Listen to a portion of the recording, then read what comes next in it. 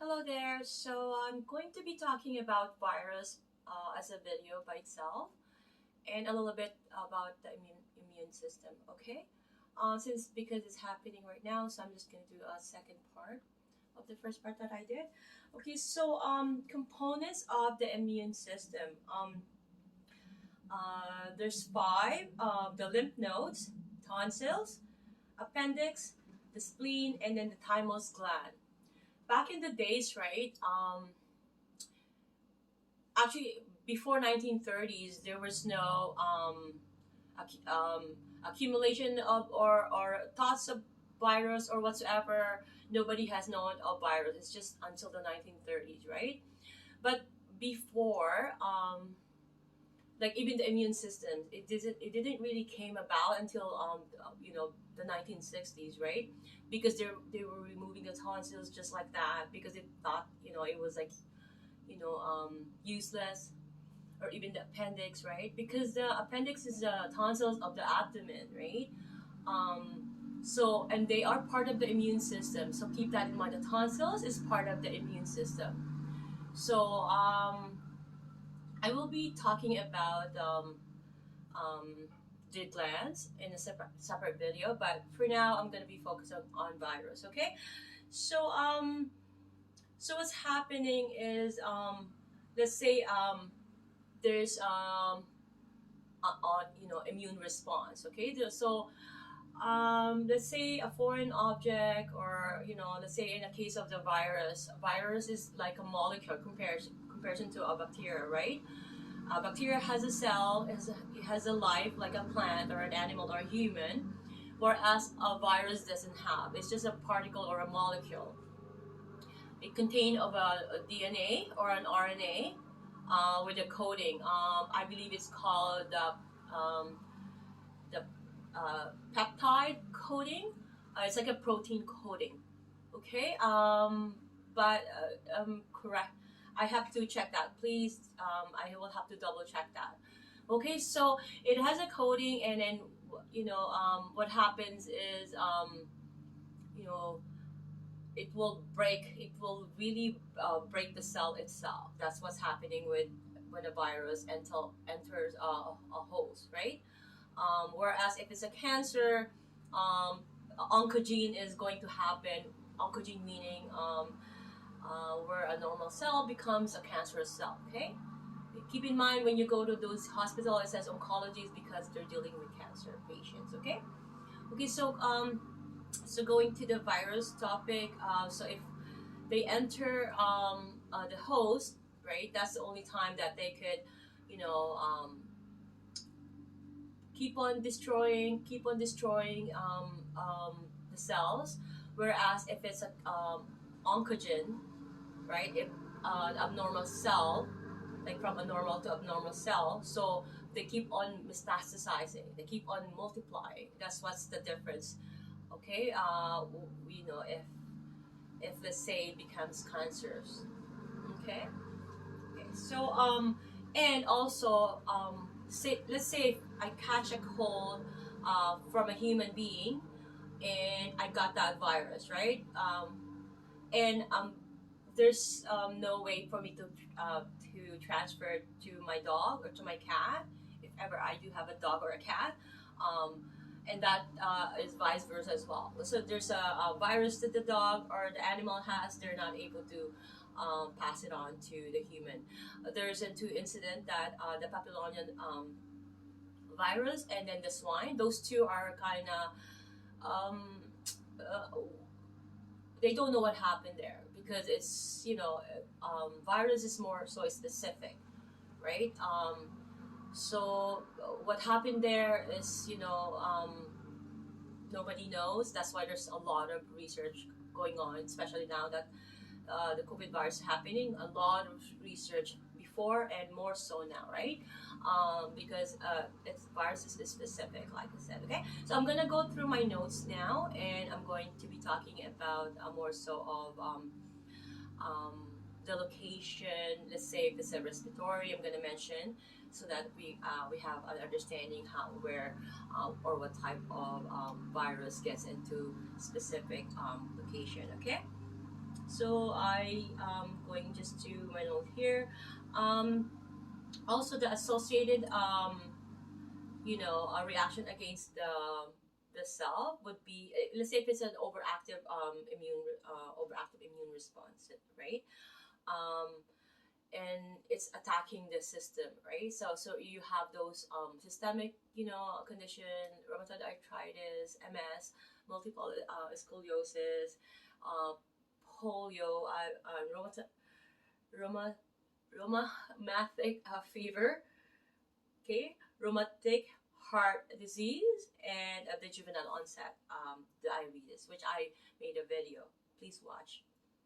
Okay, and also I also want to mention that with um, with the virus, right? Let's say of the virus enter. I mentioned before it becomes cancerous. That's non-lytic. When the virus is destroying the cell, that is considered lytic, right? Most of the virus usually is lytic, right? Except for the polio, and then I believe is the rabies, right? That goes to the brain, and that's kind of it's dangerous, right? And then when it goes into an oncogene, meaning the abnormal cells, right? It becomes cancer cells. From a normal becomes abnormal, and then it metastasizes, like I mentioned. Okay, so that was one, and also what's happening there is when a person gets a virus, let's say for the HPV or the age, right? That's how, because but these two are only can acquire through direct like blood transfusion or some direct contact or like an opening contact sort of. So right, okay,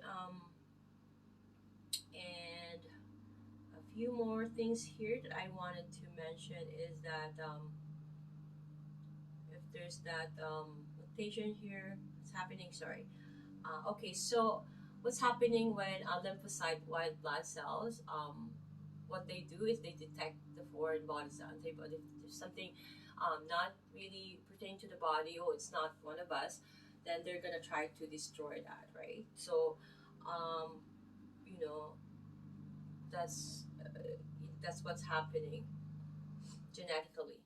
Okay, and so far, I believe I just have to mention, um,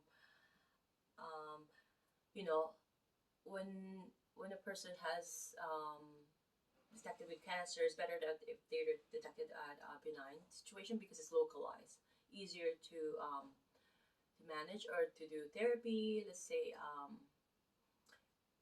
this is my mother. She was going through she has leukemia, so she has to go to that blood trans. I don't want to talk about it, but um, they're trying to you know get the cancer not to metastasize. Okay, to not to um, incorporate or reroute another cell and be cancerous, right? Or trying to inflict the other cells, if you want to use that as an analogy. Okay, and just a few more things here. This is going to be just to differentiate. So if a virus is a virulent, mostly they get into the respiratory tract. These are the common colds, the flu, the viral pneumonia. It could lead to that, and some skin reactions. Measles, right? The German measles for kids. We all know that as a kid. We got chicken pox and all that. Once we have it, then we're immune. Our body's immune to it, right? The smallpox, right? And then the warts. And then for the nervous system, the encephalitis, and then the polio, and then the rabies, right? It goes into the brain. And then for the liver, there's that called yellow liver, and then infectious hepatitis, right? So with the hepatitis, we're always We're always trying to avoid that, like in terms of cooking and handling food and all that. And when you travel, you have to be careful, right? And other on how do you call it? It's called non-lytic viruses is the cancer, but other ones are called mumps and herpes. So the mumps is like when you can get infected if there's an opening, you kiss somebody with the mumps or a sore, in their mouth, and that you could transfer that virus through that way, or the herpes is through sexual contact.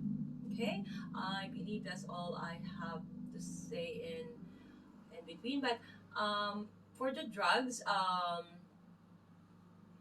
against viruses, right? They use some drugs, but overall, they have this vaccination that what they do is they take part of that virus and then they deactivate it, right? So it's not, not that it's because virus is not alive. There's no cell, there's no life, there's no growth going on, but they deactivate it and then that's what they inject, right? So that when you get this prior before getting the virus, then you get the how do you call that? You get immunized, right? Or you get vaccinated. You're immunized to the virus already. So when you're exposed, then you are protected. Okay, um, in that true sense. Okay, so I believe I have explained everything in a sense of how the virus is done, and I'm going to be talking about cellular respiration next. Okay, thank you so much.